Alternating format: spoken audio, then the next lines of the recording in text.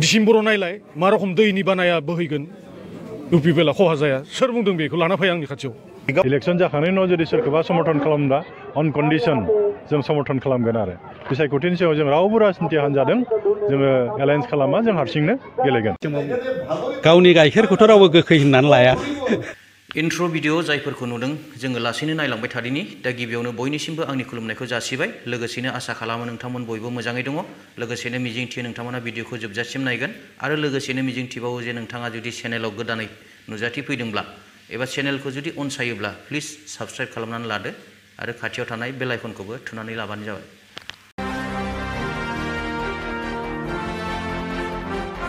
बेरलाव के खारजि जाय बिथांखौ जोङो UPPL हान्जानि पलिटिकेल एडभाइजार होननानै सिनायो बिथाङा बे साननैसोनि गेजेराव माखासे मा होनो बाथ्रा भाव बुंदों राजनितिकखौ लानानै आथिखालनि जिहेतु पलिटिक्सनि बा राजनितिकनि जिहेतु थासारि बेखौ लानानै बिथाङा फंनैसो बाथ्रा भाव बुंदों बे बाथ्रा भावखौ गिबियावनो नायनानै लादिनि बिथाङा बुंदों गोखै गाइखेर आरो दाउखा खोमालांनायनि खोथा बुंदों गावनि गाइखेरखौथ' रावबो गोखै होननानै लाया नङा होमबा खिन्थु UPPLखौ गाज्रि होनबानो BPFखौ बयबो अनगोन मोजां मोनगोन होननाया नङा दा UPPLआ मायाव गाज्रि नों बुं आरो BPFआ मायाव गाज्रि नों बेखौ बुं ओंखायनो हनै नोंनि खोमाखौ दाउखाया लांबाय होनब्ला दाउखानि उन होसोनो नाङा खोमाखौ दांनायग्रोनांगौ जायगायाव दङना गैया आं ओंखायनो BPFनि जोंनि लोगोफोरखौ रिकुवेस्ट खालामो बिथांमोनहा गावनिखौ थिग खालाम UPPLआ मालाय गावनिखौ थिग खालामगासिनो दङ बे ससे भिडिअआव बिथाङा गोखै गाइखेरनि खोथा बुंदों जे गावनि गाइखेरखौ रावबो गोखै होननानै बुंनानै लाया नोंगौ रावबो बुंनानै लाखाया नाथाय जों मिन्थिगौ गाइखेरनि स्वादा मालाबाबो गोखै जाया आरो जुदि गाइखेरा जेब्ला गोखै जागोन अब्ला बेखौ गाइखेर बिगोमाया बुंनानै लानांनाय नङा जे बिथांनि गाइखेरा गोखै मानोना गाइखेरा जेब्ला गोखै जायो अब्ला गाइखेरखौ नायनानैनो सिनायखायो जे बे गाइखेरा गोखै जाबाय अब्ला बे गाइखेरखौ बायनांगौ ना बायनाङा बे बायग्राया गावनो सिन्था खालामनो हाखायो दा बिथाङा बेफोरबायदि बाथ्रा भाव बुंनानै रायजो राजाफोरनि सिगाङाव मा फोरमायनो नागिरदों आं बेखौसो हमनो हायाखै दा गुबुन फारसेथिं UPPLनि गाइखेरा गोखै नंगौना नङा बिनिनो माखासे बिदिन्थि दं जे साननैसो सिगाङावसो UPPL हान्जाखौ नागारनानै BPF हान्जायाव गोग्गोमै जयेन जानाय जितेन मुसाहारि बिथाङा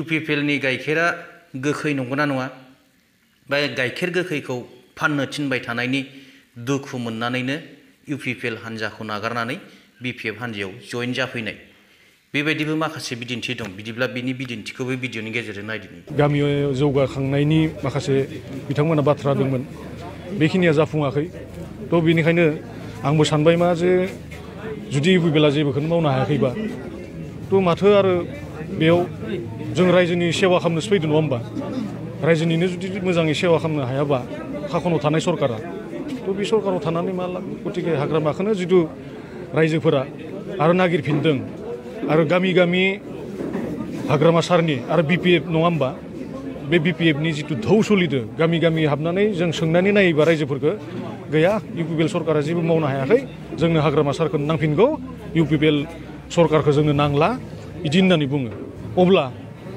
रायजोनि गांनाय उखैनायखौ बिथांमोना सुफुंनो हायाखै निस्सय नंगौना नङा बाथ्राया बिदिसो जादों थ' बेनिखायनो आंबो डिसिसन लाबाय मा जे BPFखौनो दोलोखौ आकृष्ट जानानै आंबो दोलोआव जगदान जाफैबाय TRC बा गामि गामि हाबनानै गामिनि दुखु खैफोद खबर लाहैगोन खिन्थु खबर लानायखौ नुवासै BTR चिफ बिथांखौ थ' बेनिखायनो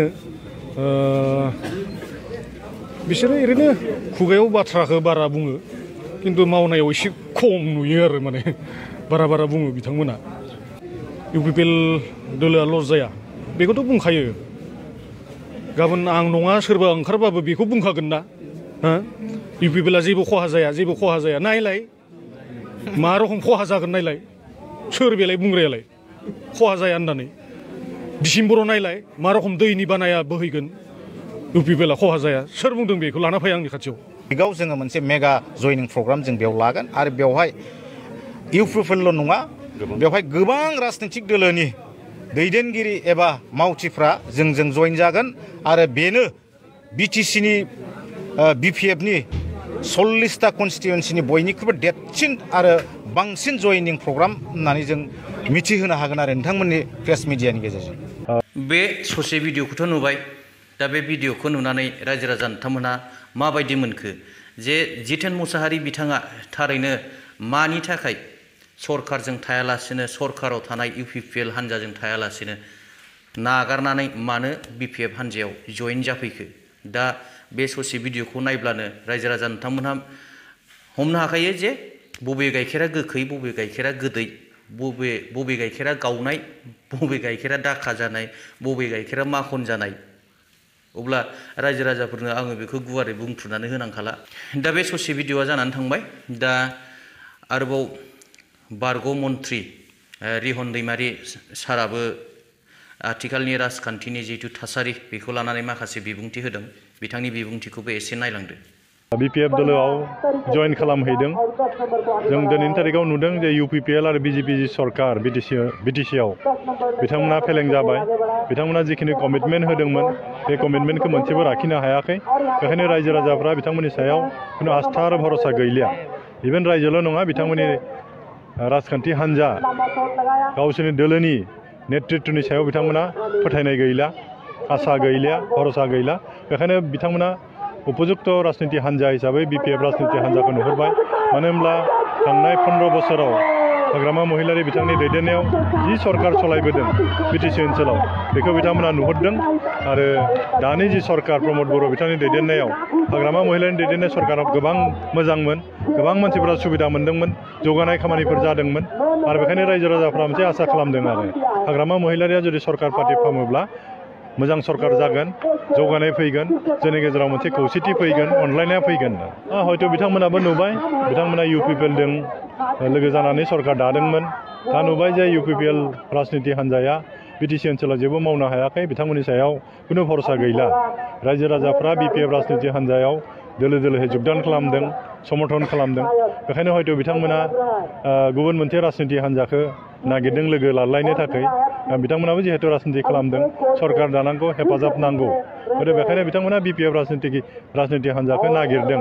बेनो जोंहा BPF राजनिति हान्जायाव मोनसे सिद्धान्त लाखादों, जों खुनु राजनिति हान्जादों जोङो एलायन्स खालामा। इलेक्सन जाखांनायनि उनाव जुदि सोरखौबा समर्थन खालामब्ला अन कन्डिसन जों समर्थन खालामगोन। आरो बिसायख'थिनि सायाव जों रावबो राजनिति हान्जादों जोङो एलायन्स खालामा, जों हारसिंनो गेलेगोन। बे गोलावथार भिडिअखौ नायनानै रायजो राजा नोंथांमोना पलिटिकेलनि सोमोन्दै एबा राजनितिकनि सोमोन्दै माबायदि मोनखो आथिखालनि जिहेतु थासारि बेखौ दा बेखौ कमेन्ट सेक्सननि गेजेराव लिरनानै हरदो। दा आङो गोबांथार बुंनो थाङाखै एबा गोबांथार सावरायनो गोसो जायाखै। दा भिडिअखौ जोबजासिम नायनायनि थाखाय बयनिसिमबो रोजा रोजा साबायखर थाबाय। गोजोन्थों। Thank you.